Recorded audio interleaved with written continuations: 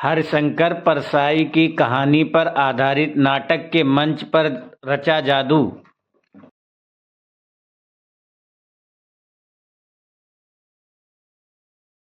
पर ये पूरा जो नाटक था वो निर्भर था पूरा समाज पर एक व्यंग्य था और हम सबको सीखने के लिए है। जहाँ हम सब लोग आज मैं और मेरा में बिजी है, इससे ऊपर उठ करके अपनी आत्मा की आवाज हमें सुननी चाहिए और कहीं न कहीं हम लोगों को अपने समाज के प्रति जो दायित्व है उनका निर्वहन करना चाहिए। यही संदेश आज के ऑक्सीजन मैन वो समाज को ऑक्सीजन देने का काम करते हैं और लोगों के बीच अच्छे विचार और अच्छी सोच बढ़े, ऐसी ऑक्सीजन को बढ़ाने का काम कर रहे हैं।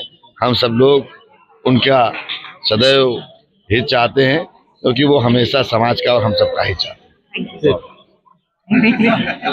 आप लोगों को पहले बताना चाहिए कि हमारा ये नाटक, हमारी संस्था का नाटक मैंने कैसा लगा आप लोगों को। मेरी हमेशा यही इच्छा रहती है कि जो लोग देखने के लिए आए हमारे दर्शक, वो कम से कम उनके चेहरे पे खुशी रहे और यही उम्मीद मुझे रहती है कि हर प्रोग्राम में मैं उनको खुशियां दूं। हर महीने में लगभग 1 महीने 1.5 महीने में प्रोग्राम करता हूं और सिर्फ एक ही मेरा मकसद है कि जो भी आए वो दोबारा लौट के फिर से आए हमारे प्रोग्राम में। आज 15 साल हो गए, हम हर बार एक नए तरीके का यहाँ पे प्रोग्राम करते हैं, कोई रिपीट नहीं करते हैं। हर बार एक नया माहौल बनाते हैं और एक प्रोग्राम। सर, ये करप्शन से रिलेटेड कैसे आपके माइंड में इससे रिलेटेड आपके थीम उठाने का कैसे भावना आई? देखिए, ये जो आज की तारीख में चल रहा है तो कहीं ना कहीं ये सच्चाई है। मैं कभी भी सच्चाई से पीछे नहीं रहता। मैं एकदम जब भी बोलता हूँ सच बोलता हूँ। मुझे लगता है कि इधर उधर की बातें नहीं करनी चाहिए। जो सच जो दिख रहा है वो जरूर बोलना चाहिए। शायद हमारी बातें ऊपर तक पहुंचे, गवर्नमेंट तक पहुंचे, क्योंकि करप्शन ऊपर से नहीं नीचे से शुरू होता है और यदि ऊपर के लोग सही हो जाएंगे तो नीचे अपने आप सब सही हो जाएगा। गवर्नमेंट की बात आप कर रहे हैं, कोरोना काल में भी कई कार्यक्रम रद्द हो गए थे और उसके बाद भी जो ये कार्यक्रम हो रहे हैं तो उसके लिए क्या आप सरकार से क्या है?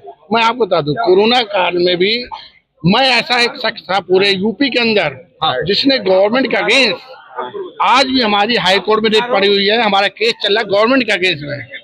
तो मैंने क्या कहा, मैं कभी भी सच्चाई से पीछे नहीं हटता। यदि गलत है तो मैं उसको गलत जरूर बोलता हूँ, चाहे उसके लिए मुझे कुछ भी करना पड़े। बस सही। राजेश भाई हमारे नहीं इधर आइए सर, आपसे एक क्वेश्चन था जी कि जैसे ये परसाई जी की ये जो रचना थी, उसको आधुनिकता में दर्शाने में आपको किन किन कठिनाइयों का सामना करना पड़ा और कैसे आप किए? नहीं, देखो, इसमें कोई भाई कठिनाई का सवाल नहीं था क्योंकि उनकी रचनाएं इतनी प्रासंगिक होती हैं परसाई जी की कि उसमें जरा सा आप आज का फ्लेवर डालेंगे तो प्रासंगिक हो जाएगी आज की डेट में। इसमें कोई हमको राइटिंग में परसाई जी के साथ कोई दिक्कत नहीं नजर आई। हमने बस उसमें ये किया कि थोड़ा सा इसको प्रासंगिक किया, आज के दौर का कर दिया, जिससे आज की जनता कनेक्ट कर पाए, क्योंकि करीब 30-40 साल पहले की रचना है।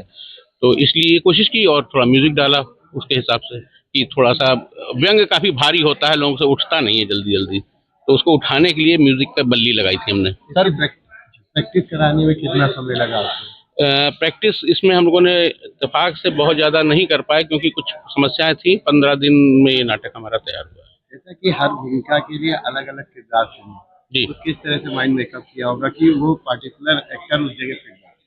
देखिए, अगर हम अपनी बात करें, हम हर डायरेक्टर की अपनी चयन प्रक्रिया होती है, वो अपने तरीके से देखता है, सोचता है। मेरी चयन प्रक्रिया ये रहती है कि जो सबसे ज़्यादा विश्वसनीय कलाकार हैं उनको सबसे पहले सबसे आगे का रोल दो ताकि वो ज़्यादा मेहनत कर सकें।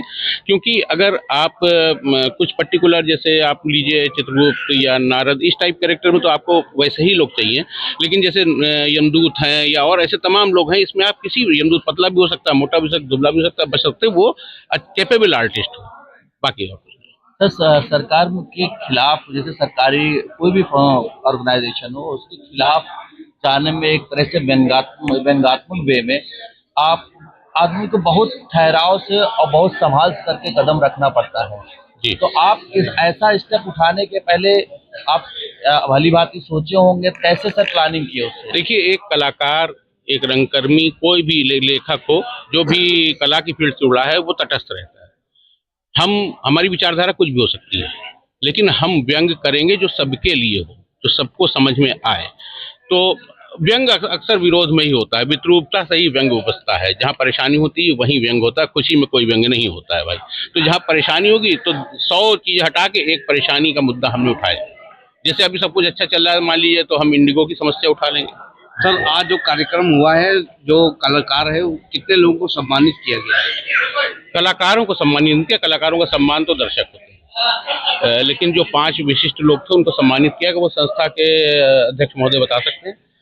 तो उन विशिष्ट लोगों को सम्मानित किया। पूरा परिचय बताइए। किसका नाम? अपना। मेरा नाम है भैया प्रदीप श्रीवास्तव। और आप बराबर, जैसे कि अभी पता चला कि आप हर साल लगभग एक्टिविटी कराते रहते हैं, तो आपको जैसे कराने में डिफरेंट, आप कह रहे हैं कि अभी आपके अध्यक्ष जी कह रहे थे कि हम लोग कभी भी रिपीट नहीं करते हैं, तो आप कहाँ से कलाकार कैसे आप चुनते हैं और कहाँ से अपने इसके थीम कैसे उठाते हैं? नहीं, रिपीट करने जैसी बात हम इसलिए नहीं है क्योंकि उन्होंने उस संबंध में कहा था जिसमें एंकर हम नहीं लाए थे। उस संबंध में कहा था कलाकार रंग दल होता है पूरा, एक पूरी टीम होती है और वो बार बार उसी घर के अंदर काम करते हैं। अगर जरूरत मुताबिक बाहर से बुलाते हैं, लेकिन जब हमारे घर में ही लोग हैं, हमारी टीम है, हर रंग दल होता है। जैसे और मुंबई चले जाओ तो हर प्रोड्यूसर की एक टीम है, हर बैनर का एक दल है, तो वैसे ही होता है वो। बहुत बहुत धन्यवाद। धन्यवाद आपका। आपका ये प्रोग्राम बहुत अच्छा रहा, लोगों को एक ग्राउंड रियलिटी से टच करता रहा, और हम लोग आगे आशा करेंगे कि आप ऐसे ही प्रोग्राम करें जो समाज की बुराइयों पर और ग्राउंड को टच करता हुआ और आधुनिकता को भी टच करता हुआ।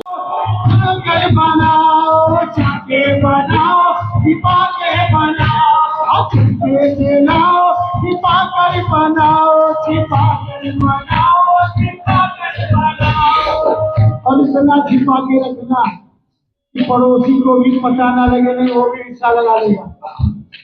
किसी को लगे ना, किसी को लगे ना, किसकी खबर हो जाती की भैया की बाबूजी की वो भैया की।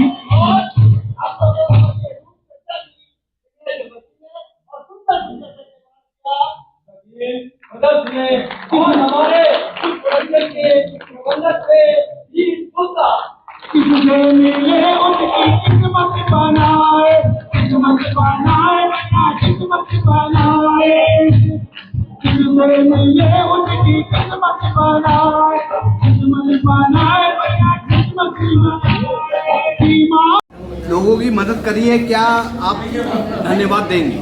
वो तो बहुत अच्छा सराहनीय कार्य किया उसको। 10 आउट ऑफ कितने रेटिंग? 10 out of 10। सर, आप इस ड्रामा में आए हुए थे, ये ड्रामा परसाई जी का लिखा हुआ था, क्या आपका जैसे गद्य से या इससे संबंधित आपका इंटरेस्ट पहले से था या ऐसे आप आए थे? नहीं, मेरा तो इसमें रुचि है, साहित्य में मेरी रुचि है और मैं दर्शक के हैसियत से यहाँ पर आया हूँ। और राजेश जी के द्वारा जो भी कार्यक्रम यहाँ पर किए जाते हैं, खासतौर से जो भी इस तरह का मंचन होता है, हम लोग उसमें जरूर आते हैं, भाग लेते हैं। लेकिन अब तक जितने कार्यक्रम हमने देखे, आज का जो नाटक था, आज का जो मंचन था, आज की जो कथानक, जो कहानी था, वो दिल को बिल्कुल स्पर्श करने वाला था, छूने वाला था। इसलिए हम जो है पूरी टीम के आभारी हैं और उनको हम धन्यवाद ज्ञापित करते हैं, उनका अभिनंदन करते हैं। सर, इसमें आपको सबसे अच्छा मोमेंट क्या लगा, या कोई ऐसा पार्ट या कोई ऐसा कैरेक्टर आपको जो सबसे अच्छा लगा हो? मुझे तो चित्रगुप्त का जो चरित्र था उसका जो है बहुत अच्छा जो है उन्होंने चित्रगुप्त का रोल निभाया, और बाद में पता चला कि वो डबल रोल उन्होंने किया था। तो पेंशन निदेशालय के जो अधिकारी थे उन्होंने निभाया। तो इस तरह जो है उनका बहुत ही अच्छा, मेरे नज़रिए से, हालांकि सारे कलाकार बहुत ही अच्छा अपना कार्य किए हैं और निश्चित रूप से वो सराहना के पात्र हैं और ऊंचाई पर जाएं, वो अपनी इस कला को और निखारें और हम लोग जो है घूर घूर उनकी प्रशंसा करते हैं। वो जो आप इन्फॉर्मेशन वो लोगों को तक पहुंचाना चाह रहे थे, वो आपको लगता है कि लोगों तक पहुंचा है कि नहीं मैम? पहुंचा है। अच्छा, धन्यवाद। Thank you ma'am, thank you sir अपना टाइम देने के लिए।